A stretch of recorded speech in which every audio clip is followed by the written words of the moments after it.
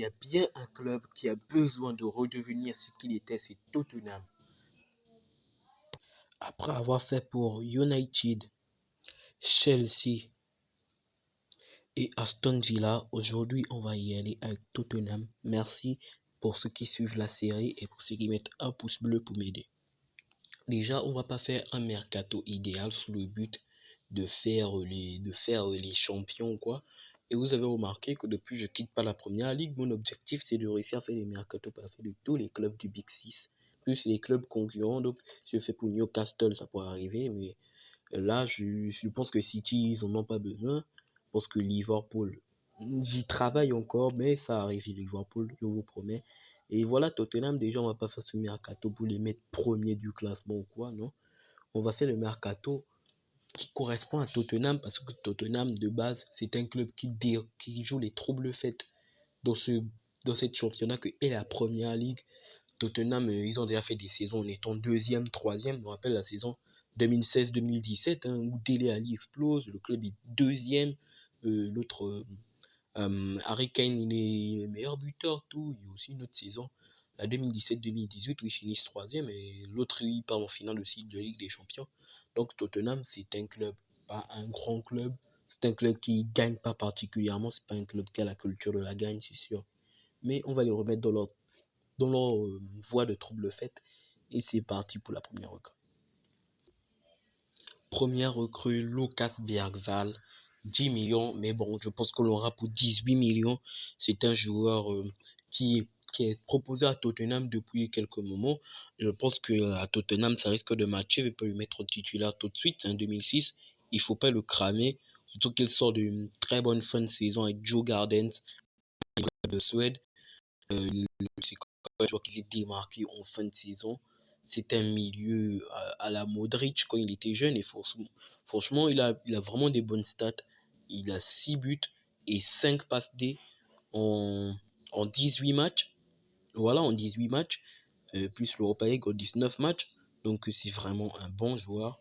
Un bon joueur que Tottenham pourra avoir cet été et qui pourront mettre en rotation, voire en titulaire de fin de saison comme il sait si bien le faire. Déjà, ce joueur a des énormes capacités de dribble dont Tottenham manque. Franchement, ce club de Tottenham, il finit 5e, c'est bien.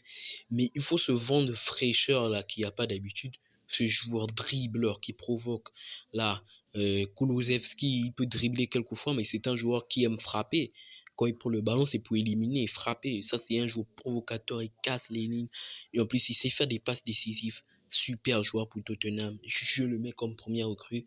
Peut-être pas en tant que titulaire au début, mais franchement, ça risque de matcher en fin de saison. Quand des joueurs comme Højbjerg ou quoi seront baissés, il va prendre la relève. C'est un milieu polyvalent, il peut jouer partout sur le terrain. Sa projection est d'un niveau incroyable. Il a projeté tout le milieu de terrain avant de finir. Bon, après, le niveau du championnat suédois aussi, il aide un peu. Bon, on y va pour la deuxième recrue. Là, on va chercher un putain de monstre. Jeff Chabot, super défenseur de Bundesliga 2 avec Cologne. Il a 26 ans. Je pense que c'est le moment de quitter cette prison que est Cologne. Parce que franchement, je pense que le niveau du club ne correspond pas à ce genre de défenseur. Pour moi, ce défenseur peut assumer à Tottenham. Parce que Tottenham, s'il y a bien un problème qu'ils ont eu, c'est la défense, surtout en fin de saison, avec Van de Ven qui se blesse. Franchement, Chabot, doublure de Van de Ven, c'est solide. Et Romero, on sait que c'est un défenseur qui peut tenir toute une saison, mais bon, après, il ne faut pas le cramer, mais franchement, Jeff Chabot, franchement, les skills, c'est un joueur, mais quand on voit ses stats sur F, bref, c'est pas un défenseur qui marque beaucoup, même si en termes de création, il a 82, c'est plutôt pas mal. En touche de balle, il a 89, c'est un joueur qui a de la touche de balle, je vous préviens, parce que les skills que j'ai vus, franchement, c'est un joueur, il a un contrôle très bon pour un défenseur. C'est vrai que sa relance n'est pas extraordinaire, mais bon, Tottenham n'a pas le jeu à la Brighton ou à la Manchester City. C'est un jeu plus direct, tu fais la passe et c'est tranquille. Voilà, interception, il est excellent avec 85, on tacle le 82. C'est vrai qu'il peut évoluer, mais franchement, c'est déjà un bon niveau. Surtout qu'il doit être l'un des meilleurs, celui que sa Bundesliga 2, il a 81 en client. Duel aérien, ça sera très important pour Tottenham. 91, surtout qu'ils ont encaissé beaucoup de buts de la tête. Le but de Nicolas Jackson en est un grand exemple, franchement.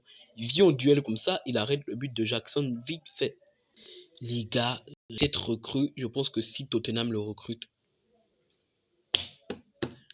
les gars, Tottenham va être intenable parce que c'est un latéral gauche de 21 ans, Bjorn Meyer, un néerlandais qui joue au club Bruges. Et Tottenham, s'il y a une particularité dans ce club, ils aiment les joueurs belges. Vertonghen, Alderweireld, ça a été une charnière de Tottenham pendant très longtemps. Et je pense qu'il doit renouer. Il n'est pas belge, mais bon, il a des origines, tu vois. Et donc, c'est un joueur, il a beaucoup joué aussi en fin de saison, sauf qu'il a vraiment beaucoup plus de matchs. Donc, c'est genre en mi-janvier qu'il a commencé à jouer. C'est vraiment un latéral aussi bon offensivement que défensivement, mais c'est surtout un latéral qui reste sous sa ligne par rapport à Udogie. Surtout Udogie, il a l'habitude de se faire beaucoup tacler, comme je vois des compilations YouTube. Donc, à un moment, si Udogie est blessé, Bjorn Meyer, il vient prendre sa place et il peut faire des belles choses, hein, parce que vraiment, c'est un jeune vraiment très prometteur. Quand on voit ses stats sur FPref, c'est quand même très bonne stat. De l'aérien 93, passe progressive 96, touche de balle 98, 76 en position progressive plutôt, passe progressive 86, 93 en XG, en duel de défenseur XG gagné, 89 en but statisté, bon ça va, mais franchement c'est un joueur avec qui a déjà des très bonnes stats, et je pense que Tottenham, s'ils vont le chercher, ils font un très bon coup. Je peux aussi chercher un latéral droit du côté du Sporting. On sait très bien que Tottenham, ils aiment recruter là-bas. Pedro Porro a été recruté là-bas. Justement, on va lui en faire une doublure. Comme ça là, deux Portugais. Bon, c'est pas un Portugais, mais deux joueurs qui ont joué ensemble, ça peut matcher. Ivan Fresneda, 19 ans, un Espagnol rare qui joue au Portugal, comme son ami Gonzalez. Il n'a pas joué beaucoup de matchs parce qu'il a été recruté au mercato d'hiver en provenance de Real Valladolid. Il n'y a pas beaucoup de statistiques sur Transfermarkt et FPref, mais l'Iskill nous dit que c'est pas un mauvais joueur. Déjà, c'est un latéral qui est très fort défensivement. Il a aussi une très bonne technique. Il aime aussi le danger, hein. Ça peut être dangereux pour Tottenham, mais bon, il a réussi son dribble heureusement. Mais bref, un latéral très provocateur, un latéral qui se projette pas hyper loin non plus. C'est juste un latéral. Il arrache le ballon, il s'amuse un peu, mais sinon de base, il reste sous sa ligne, un peu comme Pedro Porro. Et s'il veut frapper, il va frapper. Lui, je pars pas le chercher loin. Il joue en Bundesliga. Il a fait une super saison avec Stuttgart. On parle souvent de Ciro Guirassy, mais s'il y a bien un joueur qui a fait une excellente saison, c'est Chris Führich, un ailier gauche qu'on va chercher, hein, vu que Solomon, pour moi, il n'a pas encore le niveau pour être titulaire. Et Son aussi peut jouer ailier gauche. Donc, il peut aussi jouer numéro 10. Chris Führich, il a ses polyvalent. Il peut jouer numéro 10. Il sort d'une superbe saison. Attends, on enlève ce truc-là. Il sort de superbe saison avec 8 buts et 7 passes D en 34 matchs de Bundesliga. Il en a 9 et 7 passes D, toutes compétitions confondues. Et il peut jouer en avant-centre, en milieu offensif, et il peut jouer sur les deux postes d'ailier. C'est une belle trouvaille, lui. Ce mec, que dire, il a une frappe de balle monumentale. En tout cas, c'est la qualité première d'un ailier de numéro 10, c'est sa frappe de balle. Après, passe, on sait qu'il gère, c'est un joueur de haut niveau. C'est aussi un dribbleur fou. Franchement, des joueurs allemands qui sont saucy boy comme ça. Ouais, c'est pas tous les jours qu'on en croise, hein. Je pense que il y a eu Kevin Prince Boateng ou quoi, mais souvent, ouais. Bon, il n'est pas allemand, pour la référence, il n'est pas allemand. Mais bon, ce joueur, il n'a peur de rien, il dribble, il élimine, il fait tout sur son aile gauche. Il me fait beaucoup penser à Garnacho. Franchement, il me fait beaucoup penser à Garnacho. Beaucoup penser à lui. Il faut un vrai numéro 9 à Tottenham parce que Son, c'est pas un vrai 9. Et donc, on a besoin de prendre un vrai 9. Richarlison ne fait pas l'affaire. Côté Tottenham, tu es connu pour la formation des numéros 9. Michael, comment il s'appelle encore? Michael Keane, ou encore, non, Robbie Keane, je suis bête, Robbie Keane, et Harry Kane, Robbie Keane, Harry Kane, Jermaine Defoe. Tottenham, c'est pas un club qui a eu des mauvais numéros 9 non plus. Quand tu es Tottenham, tu as eu des bons numéros 9, des grands numéros 9, même comme Kane, comme Robbie Keane. Jermaine Defoe aussi, c'est un bon neuf. Donc, il faut aller chercher un neuf. Et je sais qui est le neuf parfait. C'est pas Serhou Guirassy, les gars. Je veux pas faire le classique. Pour ceux qui regardent mes mercato idéal, je n'ai jamais mis une recrue des rumeurs. Jamais. Moi, j'innove toujours, je mets toujours mes idées. Je sais pas si un jour ça va me rattraper, mais j'ai une idée pour le numéro 9, je vous promets. Voilà, Alexander Sorloth. Je sais, il y a des gens qui vont râler. Je sais, il y a des gens qui vont faire quoi. Mais les gars, Serhou Guirassy, c'est sa première top saison, les gars. Serhou Guirassy, c'est beaucoup plus risqué s'il rate sa saison, par exemple. Bon, je lui souhaiterais pas ça, bien sûr. Mais vous imaginez, genre, Serhou Guirassy, il a déjà joué en Bundesliga avant de venir à Stuttgart et personne ne le connaissait. Il a déjà joué à Amiens, à Rennes. Il marquait sa dizaine de buts. Mais il n'a jamais fait des top saisons comme ça.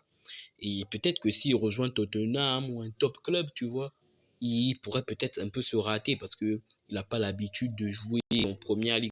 Mais je le sais clairement pas ça. Voilà. Et donc, je pense que Alexander Sorloth, lui, il saura gérer. Il a déjà joué en première ligue à Crystal Palace. Ça n'a pas été grande réussite. Si Tottenham l'appelle, il sait qu'il a plus de chances de jouer une compétition alors que Villarreal, ils sont certes qualifiés en Europa League Conférence, mais l'Europa League, c'est mieux, non? Hein, l'Europa League, c'est mieux. Il a dit très très bonne stats. C'est un attaquant vraiment sûr. Très très bonne saison. 26 buts. Ouais, 26 buts. Très très très bonne saison. La Norvège n'est pas qualifiée. Le numéro 9 remplaçant de Haaland. Il pourra concurrencer son frère en première ligue.